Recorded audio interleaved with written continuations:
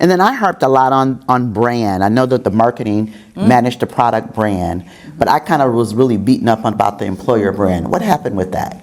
Yeah, so we ended up hiring a talent acquisition manager, and we worked with marketing and our engagement team to come up with an actual employer brand, because everybody knows Dr. Bronner's and they know, oh, it's organic soap, but they don't know all of the benefits that we offer, all of the things that we do. So now we were able to work together to lay all that out, whether it's on social or in our marketing material.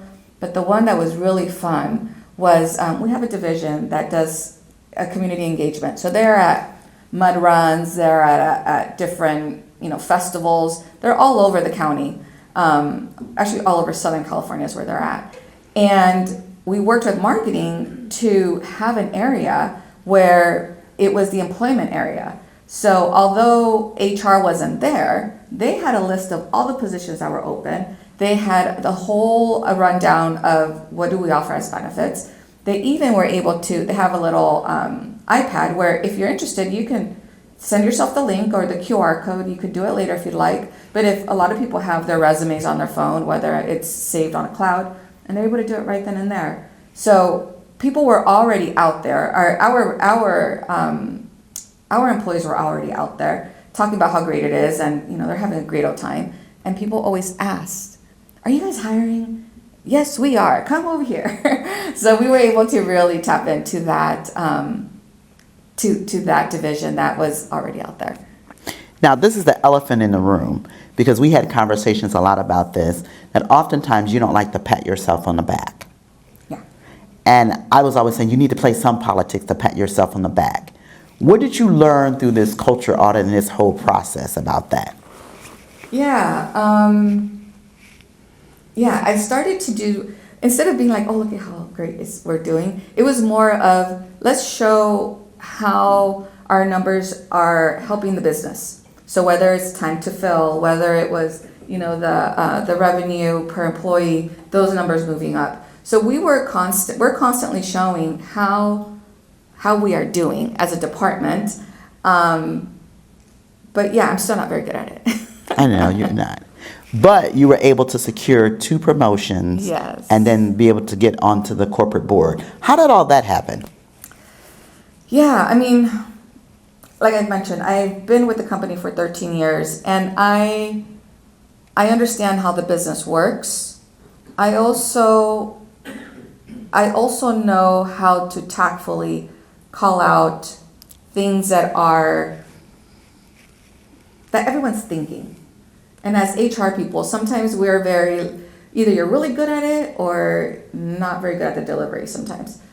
I tend to be pretty good at it of like, what do we do about this? And be able to present it in a way where there's also some solutions, which I think is what got me to where I'm at today, because it wasn't just, these are all the problems we have. It's like, this is what we're going to be working on because this is an issue. Great. Any advice you have for people?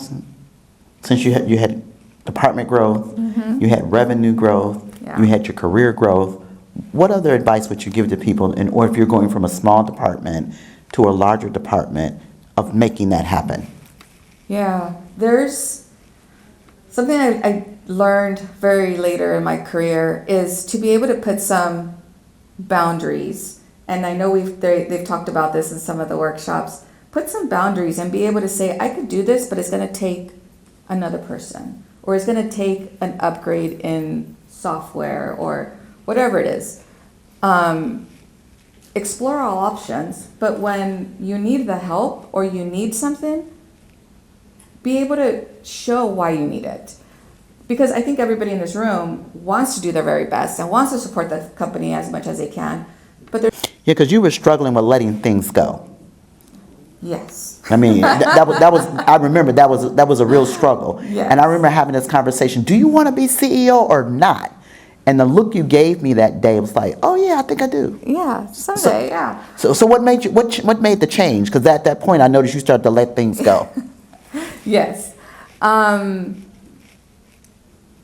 Yeah. It it was really difficult for me to let go because, you know, when you set it up, you want to make sure it gets done right, and you're like, oh, let me just do it. It is easier. I finally got to the point that I was taking my own advice that I would tell others. It's, you know, just train somebody, let them do it. It's going to take some time, but it's going to free you up.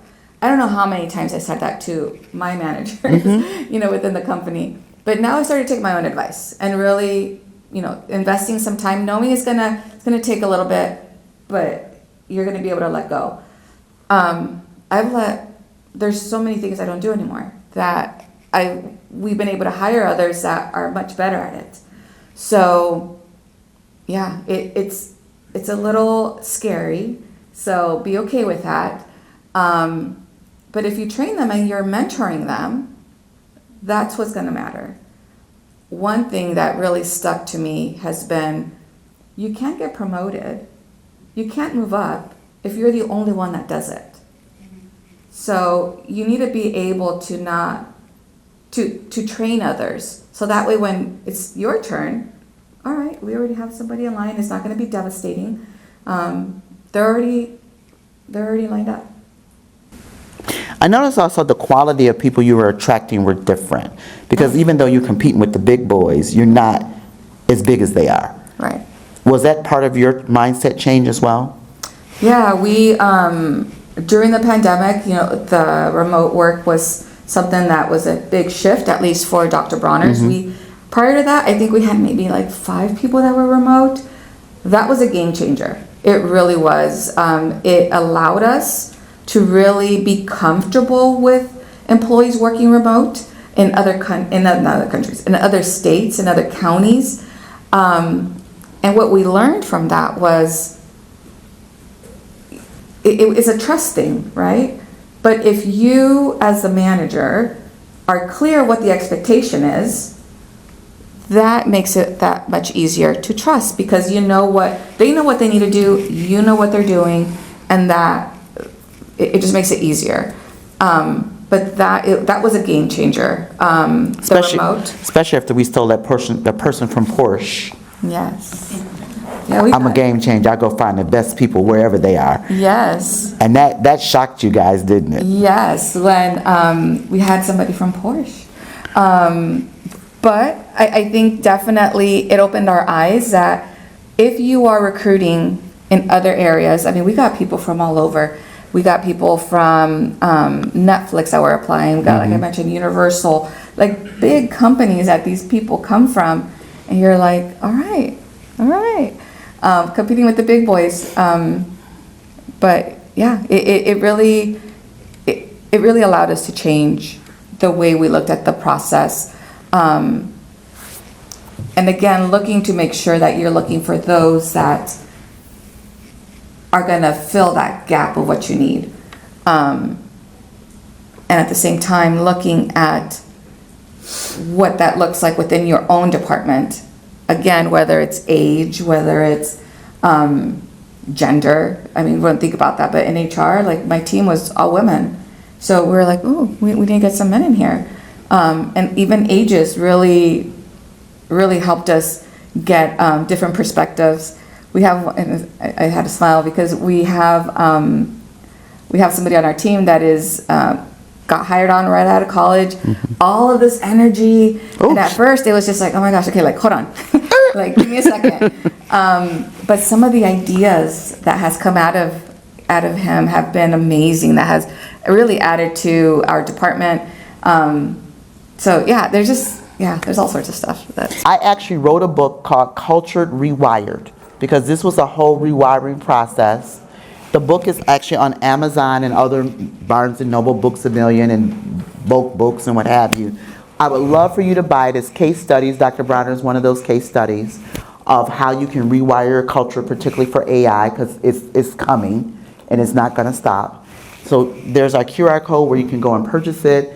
There's our contact information if you have any questions. We would love to talk to you about how our culture audit helps grow your business.